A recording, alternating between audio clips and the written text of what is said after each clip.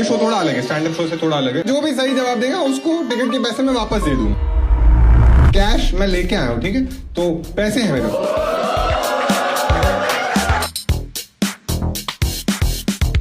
IPL की सबसे first century किसने बनाई थी?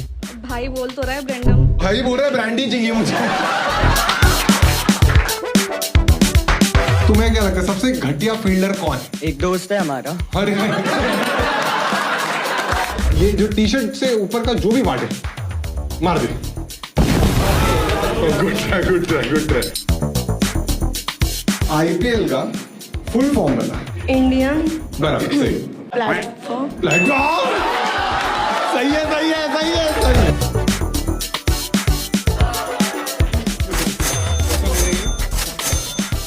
हाँ ये ले, हाँ निकल लो।